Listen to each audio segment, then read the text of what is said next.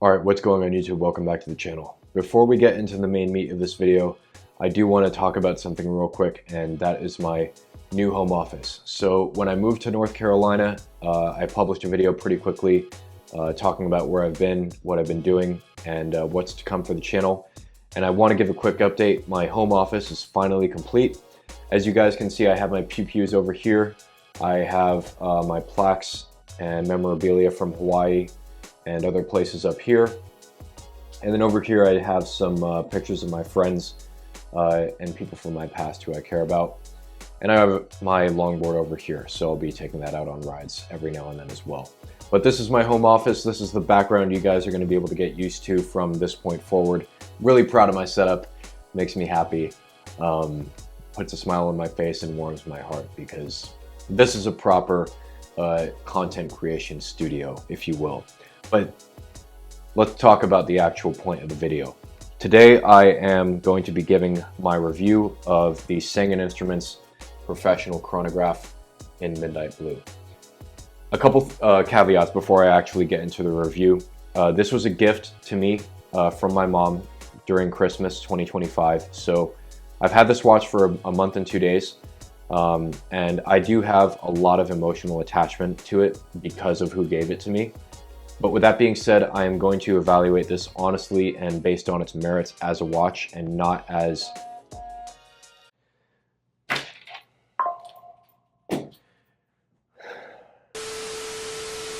Anyway, I'm going to be evaluating this watch based on its merits and the product that Sangin Instruments put out. I will not discuss my emotional attachment to it because as consumers, you guys deserve to know whether or not this is actually worth spending your money on. So that's what's going to factor into this review today, and that's what is not going to factor in. Additionally, Sangin has no idea who I am. They are not sponsoring this video. They don't even know that I have this watch. They have no influence over what I say, and I'm going to be as honest with you guys as I can be. So with that all said, and with that out of the way, let's actually talk about what this watch is and what I think about it. So this is a quartz chronograph tool watch, and it is built primarily for durability, consistency, and not romance. This is my first chronograph. I have never looked at a chronograph, whether it was the Rolex Daytona or the Omega Speedmaster or the Breitling Navitimer, and said to myself, I need that right now. But as soon as I was gifted this, I was like, man, this is pretty cool. You know, I kind of dig it. And I've been wearing it every single day since I got it. I've only taken it off once or twice, but really this has been with me ever since I got it, and I do have some thoughts on it in general. First being accuracy. Accuracy is definitely a point of improvement for me. It is within specification, but this particular piece runs about 10 seconds slow per month. So fair warning, you might have the same experience, although you may not. Your mileage may vary. Every watch is different. Some watches run 10 seconds slow and some watches run 10 seconds fast. But if your watch is out of specification, I would say contact Sangin, get it sent in for warranty, and they'll either send you a completely new watch, or they'll fix the movement and go from there. Moving on from that, this quartz chronograph is reliable and shock resistant, but sometimes, and this is another caveat, the chronograph hands on this watch do tend to misalign sometimes. So if you're stopping and starting the chronograph and you're using that chronograph function repeatedly, every now and then you will notice that when you reset the chronograph to 0, the hands may be misaligned. So make sure to look out for that. There is an easy way to fix it, and I will link a video down below as to how to fix that, because it's going to take way too long to explain it on camera. But there are ways to realign the chronograph hands to make sure that your watch is not out of spec. It is not something you need to send in to Sangin for warranty repair. It's easily fixable by the end user. Moving on from that, the case and coating are really, in my opinion, one of the main reasons why I like this watch. The case and the DLC coating on this watch are just completely impervious to scratches. I have owned watches for the same amount of time, a month or so, that have scratches all over the clasp and scratches all over the bracelet. which sucks. You know, everybody likes to romanticize scratches, and even I have at points. But let's be real. If you're just desk diving and you know you're sitting at your computer typing away on your computer, and you're scratching your clasp all over your computer desk, you're not exactly making any fond memories with that watch. You're just causing wear and damage to the piece. And there's nothing really sentimental about that. So if there's a way to avoid damaging your watch, then that's something I will pay extra money for, or that's something that is worth paying extra money for. I didn't pay anything for this watch, it was a gift. The answer is to have DLC coating on this watch.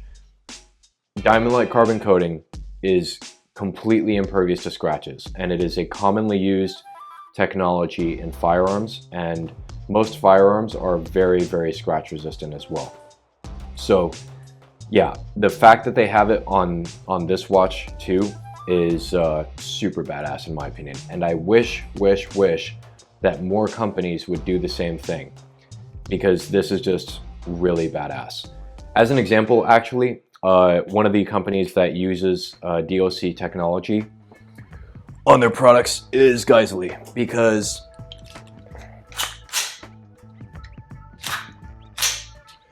this weapon is clear. This bolt carrier group that you see here is coated with DLC, and if I take this weapon down, there we go. If I take this weapon down, this bolt looks brand new. This bolt carrier group looks brand new. It looks like it hasn't even been used. And I've shot this for over 1,000 rounds now. I've shot this a lot.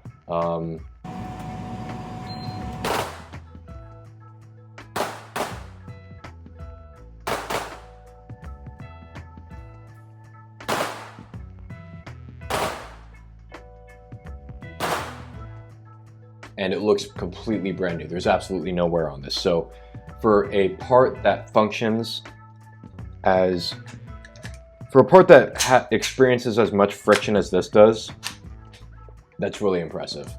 Like, when you have that happening repeatedly over and over, that would cause a lot of wear to any other coating. And that coating that's on that bolt carrier group, it is what is on this watch right here. So hopefully that gives you guys a bit more of a visual representation of just how tough DLC coating is, because this watch is super tough. This is a super tough coating on this watch, and I'm really glad that it exists on here. Additionally, the watch is extremely durable. I have taken this with me to the range. I have shot both of these guns with it. I've shot this gun while wearing this watch. I've shot everything from 22 long rifle all the way up to 45 long Colt, and this watch is absolutely impervious to the forces of recoil. So durability wise, it's fine. It's really freaking good. It's really good. Another criticism I have of this watch, however, is the bezel action. So if you notice, this chronograph is kind of special because it has a dive bezel on it. So basically what Sangin did was they used a 2 is 1, 1 is none philosophy. You have a redundant capability for measuring time. So you have your chronograph and then you have your dive bezel. If, let's say, for example, your chronograph hands get misaligned and you don't have time to realign them, all you have to do is just actuate the dive bezel, and then you can easily measure time as if your chronograph wasn't even there. That said, as I try to turn this bezel right now, my hands are slipping, and this is a problem that I've noticed while using the watch in daily life. This bezel is extremely hard to actuate. My hands and my fingers tend to slip a little bit when I try to actuate this bezel. So I have to use a lot of pressure to actually turn the bezel. It's really annoying because on other Sangin watches like the Neptune and the Kinetic 2, it doesn't have that problem. You can easily grip onto the bezel and actuate it as needed, but on this Professional and on the other Professional models, the bezels on those are really hard to actuate because of how they've designed the coin edges on them. So that for me is a bit of a negative, but it's not a deal breaker either. It's just something that I think that Sangin needs to improve, and I personally find it to be annoying. Beyond that though, as far as this watch goes, its longevity is good. I think that this is a watch that is going to last me for easily decades. I foresee zero issues with this watch holding up for years and years, as long as I am consistent about making sure the battery gets replaced, and I ensure that the watch is sent off to get serviced every now and then so that it can maintain its water resistance. As long as you're replacing the battery and ensuring that the water resistance is maintained up to an acceptable standard, this watch will probably last decades. So with all of these previous points being mentioned, I want to talk about who this watch is for. This watch is for people who want a timepiece that they can just wear every day and not have to worry about, but that also looks better than your standard G-Shock or smartwatch. The Sangin Instruments Professional Chronograph has capability. It has the durability that you need to wear it every day, and it has the looks to be, I would say, dressed up or down in most situations. Not all, but most. It is definitely going to look better and more aesthetic and more versatile than a G-Shock, but it is also not going to cost you nearly as much as another watch or another chronograph from a mainstream brand like Hamilton, Omega, Tudor, or even Rolex. With that said, this watch, in terms of its value proposition and its quality level, I would say sits somewhere in the middle between those aforementioned brands. It's going to be more expensive and it's going to be higher quality than a G-Shock, but it is definitely not anywhere near the quality or the craftsmanship that, or the price really, that you find brands like Tudor, Omega, and Rolex in. So let's just be very clear about that. This is not going to scratch the itch for one of those high-end luxury pieces, but this is also a lot better than your standard Casio G-Shock. So it sits somewhere in that, that middle area, that sweet spot where it looks good, but it's not going to break the bank if something bad happens to it. And I think that's really important to recognize. If you want something that does look good, that is aesthetic, that looks stylish and has personality to it, this has definitely got it. This definitely looks super freaking cool in my opinion. It wears super well on the wrist. It's a very handsome piece, and I just really like it. I like the way it looks. I like the way it runs. I like how durable it is. It's very practical. And at the end of the day, it's an honest tool watch. If you need something that is not going to stop ticking every 3 days, and you need something that will just continuously run and run and run for months, and you only have to adjust it every now and then, this is where it's at. A quartz chronograph is one of the more practical options when it comes to a legitimate tool watch.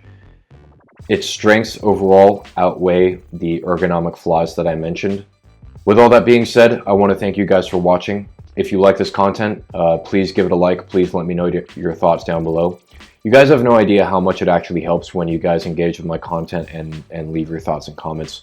Whether they are good, whether they're bad, whether they're humorous or serious.